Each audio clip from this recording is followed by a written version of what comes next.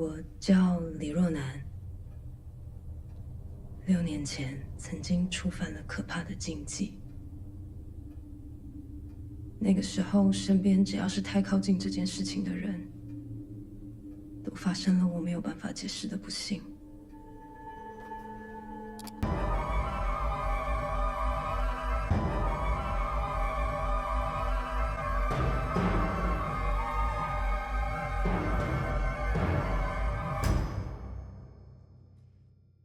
Okay, so if you're like me, you might have been scrolling through TikTok and came across someone talking about this Taiwanese Netflix horror film called Incantation. Incantation, the latest horror movie on Netflix. There's no fucking way any of you are watching this entire fucking movie. Hi loves, hanggang saan ang kaya? This is said to be the most scariest movie on Netflix. Most of the TikToks that I've seen about it challenge you to watch it or claim that you can't sit through the whole movie as it's too scary. Of course, as the horror junkie that I am, I fell for the internet's silly little challenge, which may very well have been some form of planned marketing, but it worked. It got me on Netflix watching the movie. I went into it assuming that it would be pretty overhyped and no scarier than any other horror movie I've seen, and I was partly right. It isn't by any means too scary to watch, as some people have claimed. Unless you don't often watch horror movies, then in that case, yeah, it's a pretty damn scary movie. You can maybe chalk it up to my desensitization to horror, but I've definitely seen scarier movies.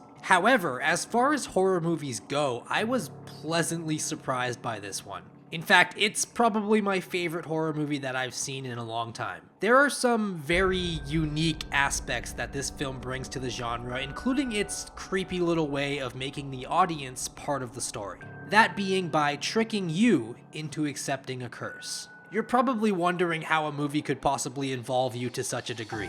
It's not insanely complicated, but I'll come back to that as I think it'll make more sense after I've explained the story. Spoilers ahead, obviously.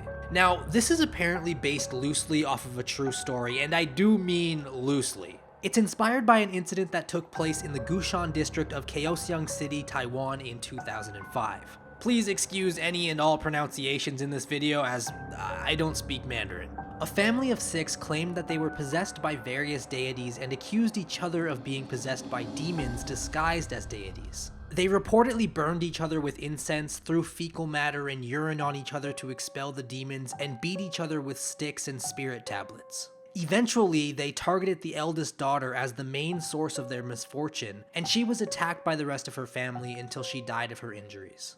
They of course were all charged with abandonment of a helpless person resulting in death, and the case was considered to be caused by mass hysteria, similar to the Salem witch trials. If you guys want, I can make a video telling the full true story in more detail, but that's the gist of it. Now, you'll understand just how loosely the movie is based on this when I finish explaining the plot, because it really has nothing to do with this story besides being set in Taiwan and involving a strange deity and ties to Chinese folk religion. I guess it's more so inspired by rather than based on. So anyways, Incantation is a found footage horror film by filmmaker Kevin Ko that people claim to be the scariest Taiwanese horror film ever made.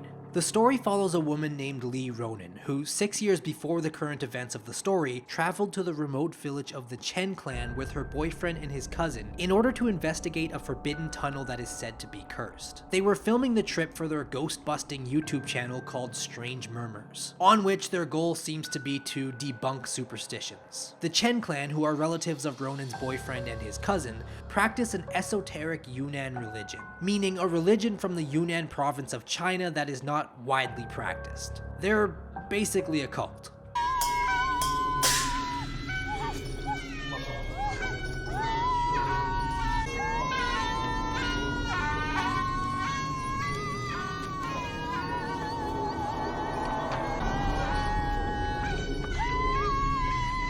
Okay, they are a cult. And this cult worships a deity they call Mother Buddha, definitely not to be confused with regular Buddha. The 3 of them join in on the Chen clan's rituals, believing it all to be a load of crap. They are asked to offer their names to Mother Buddha and are then told that they must return every 10 years to pray to her after doing so.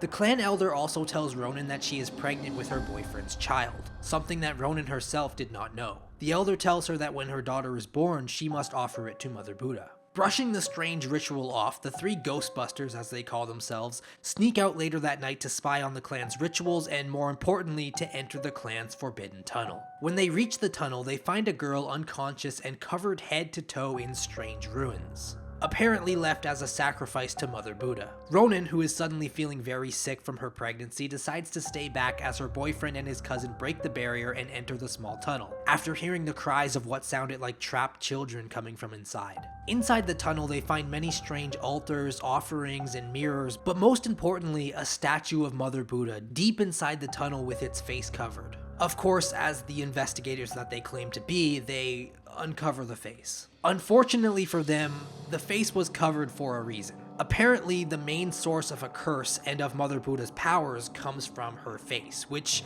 really isn't a face at all. It's more like a nasty looking hole covered in more little holes. A surprisingly creepy image, to say the least. Not at all what I had expected. Anyways, it seems that anyone who looks upon the face is possessed and killed almost immediately after. Yeah, that's correct. The image I just showed you is the thing that curses those who see it. My bad. But that's not exactly what I meant when I said the movie tries to curse you. It's more involved than that. Keep listening. Ronin's boyfriend unveiled the face and died in the tunnel by bashing his own head against the wall. His cousin was possessed and died shortly after on that same night. Ronin was able to escape with the footage they had captured, and sometime after the incident she had her child. After that night, however, everyone who got close to Ronin and this curse had died terrible deaths, including her parents after her father had attempted to watch the tunnel footage. In an attempt to save her child from the curse, Ronin put her in a foster home and checked herself into a mental institution. The events of the film take place sometime after this, when Ronin, believing that she had overcome her curse and her fears, is in the process of getting custody of her daughter back. When her daughter moves in with her, she begins to act very strangely, sleepwalking, talking to herself or something that isn't there. She sees an entity she calls a faceless baddie, and other unsettling things begin to happen around Ronin and her daughter. I won't bore you with every detail regarding the events that take place in the movie, but essentially the plot is revolved around Ronin trying to break the curse while also dealing with the subplot of once again losing custody of her daughter. A very sad and well-told subplot, if I may add. Now, on the surface level, this does sound like a pretty basic horror movie plot. There's a curse and a little girl talking to a demon or something, pretty standard. However, this movie isn't quite as standard as it might sound. The movie begins in a very different way from most found footage films. It isn't a bunch of teenagers playing around with a camera, it isn't someone setting up a camera to begin capturing some sort of paranormal event. It doesn't start off very lighthearted as most found footage films do. No, this movie starts by addressing the audience directly. It asks you if you believe in blessings, things like wishing someone happy birthday, safe travels, Merry Christmas, etc. It says that subconsciously we believe that our will can bring about good outcomes. But then it tells us that our will actually can change the outcomes of events. It then shows us a couple of optical illusions. First, a Ferris wheel spinning around. It asks you to use your mind to make the Ferris wheel spin to the right and then to the left. It then does the same thing to a moving train. Obviously, these are just optical illusions that can appear to be moving in either direction, but the movie uses it as an example of how your will can change things. How, depending on your perspective, something can either be a blessing or a curse. We then cut to a video of Ronin, still speaking to us as the audience. She says, "My name is Lee Ronin. 6 years ago, I violated a terrible taboo." She goes on to explain that anyone who gets close to this curse has terrible misfortune and death, showing us a video of her parents getting into a car accident. She says that with this curse, the more you understand it, the more you are affected by its power. But then comes the most interesting aspect of the film. Ronin, still talking to us as the audience, says that she made this video in the hopes that everyone can help her solve her daughter's misfortune. She wants us to help her break her daughter's curse. She then tells you if you're willing to keep watching in order to help her daughter, please look at this symbol until you've memorized it. For 10 long seconds, the symbol remains on the screen.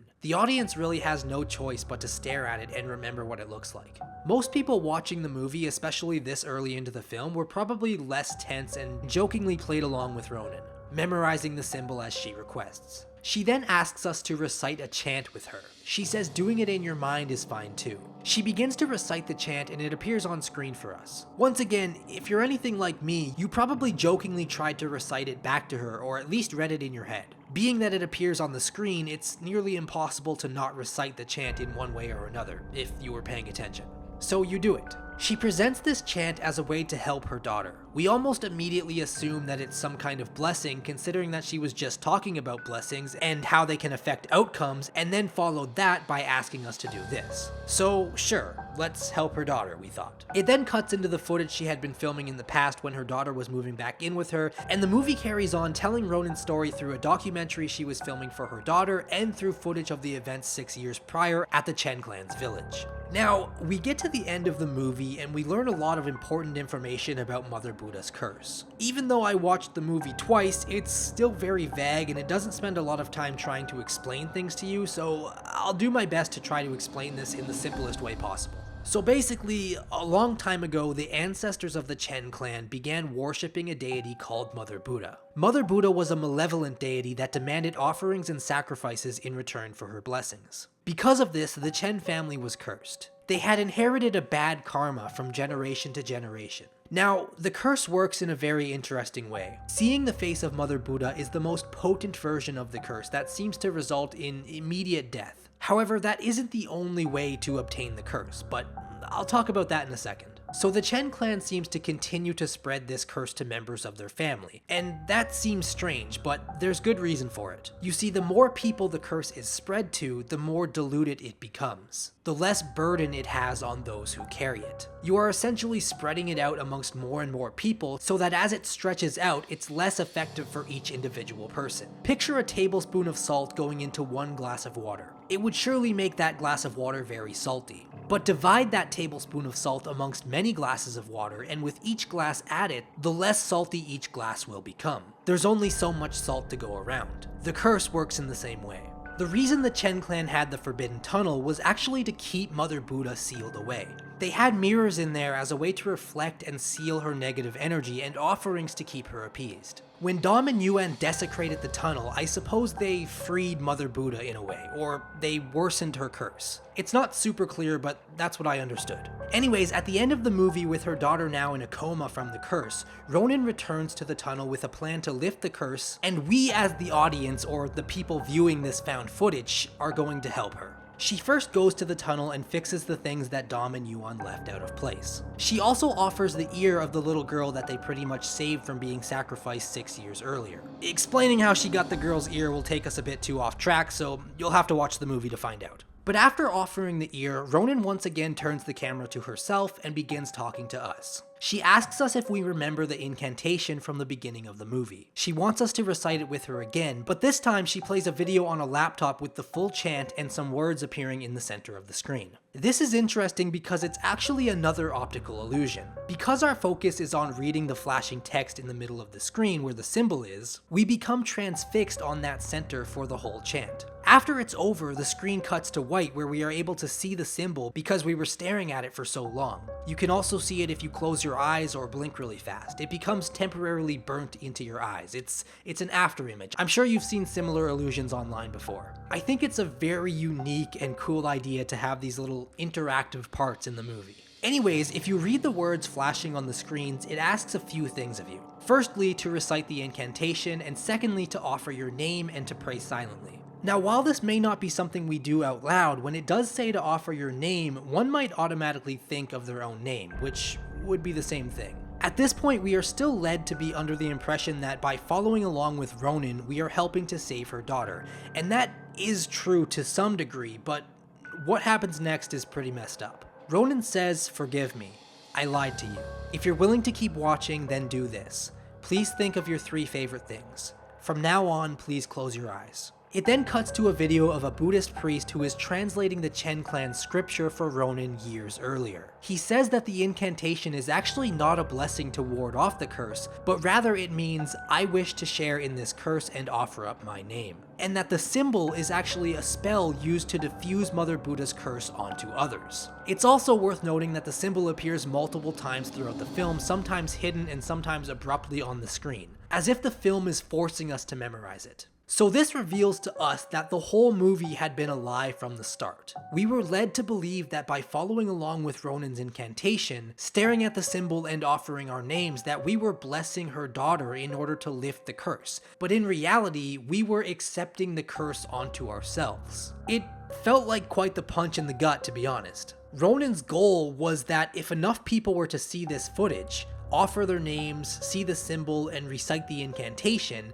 then the curse would spread and become so diluted that it would save her daughter and allow her to live a happier life. It's actually very similar to The Ring, in which people show other people the cursed tape in order to pass it along and save themselves. Except at the same time, it's different enough that it feels fresh. In the end, Ronin blindfolds herself and aims the camera at the Mother Buddha statue. She asks the audience, "What is your name?" and unveils the face. She figured this would ensure that all who are watching would be cursed. Unfortunately, the blindfold did not help her and she was possessed to kill herself on the spot just like her boyfriend. But Ronin had been our enemy the whole time. Assuming that if we play along with the narrative, we are watching this compiled found footage and not a movie on Netflix. Regardless though, I think including the viewer to such a degree made the movie really stand out to me. Obviously, we've seen people talk to the camera in found footage films before, but this took it a bit farther than that, and it was actually asking us to do things. It had a role for us to play other than to just observe. We were playing the part of someone who came across this footage, and we were being used by Ronin to dilute the curse for her daughter's sake. It was honestly kind of brilliant. It also plays on what we were shown in the beginning with the optical illusions, in that depending on our mind, depending on our perspective, or our will, things can change. The Ferris wheel can either be spinning left or right. The train can be moving forward or backwards.